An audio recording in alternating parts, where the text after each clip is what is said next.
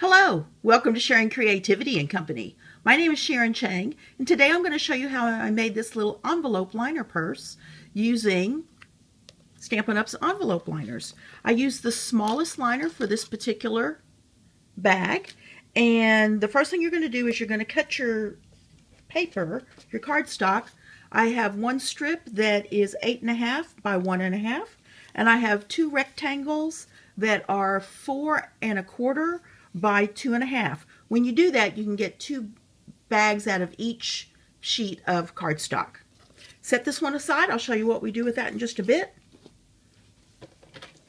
And let me show you what we do with the two rectangles.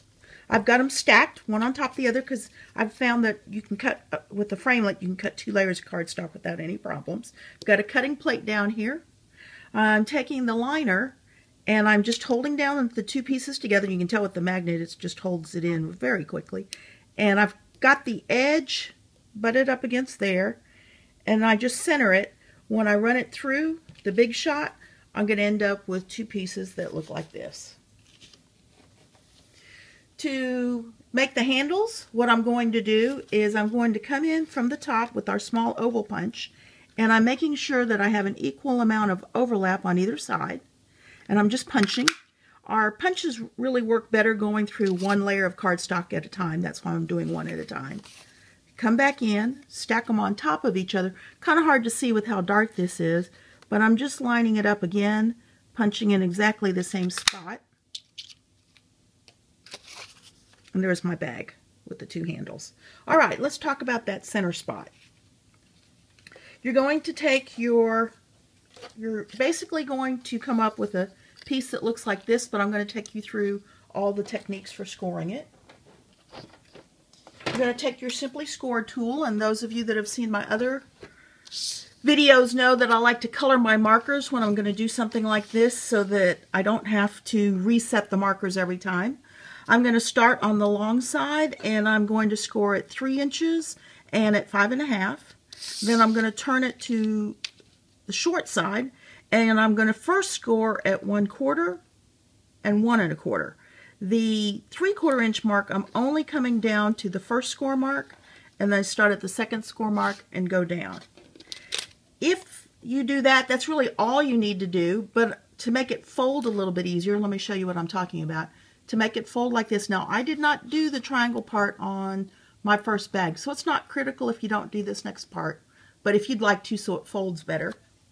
You're going to take the diagonal scoring plate, and it does have arrows to tell you where the top is. I'm going to set it in.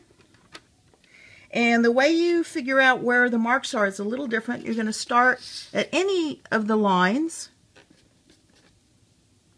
I'm using the smaller ball of my stylus because I always use that with cardstock. And I basically start at the center line and come out to the first score mark. And then I do that at the bottom. Then I have to come at 90 degrees and do the same thing on the opposite side. So again, I'm starting at the center score mark and coming out.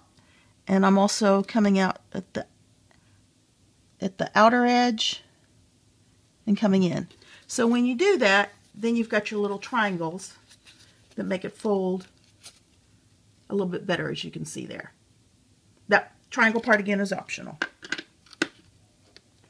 All right, then I need to nip out the corners where this is going to turn. You can just use your scissors to cut out these little triangles.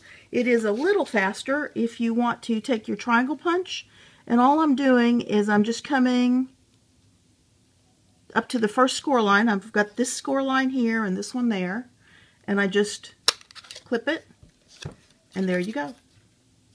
It is easiest, in my opinion, when you're sticking your bag together to put adhesive on the ends here and attach this way first, so you have this.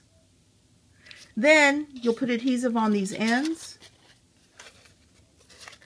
and you'll be able to put them together like this.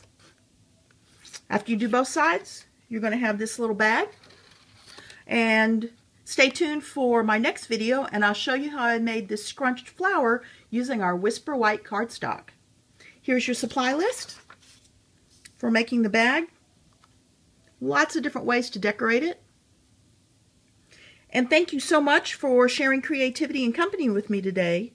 Remember to shop with me to get what you want for your next crafting project.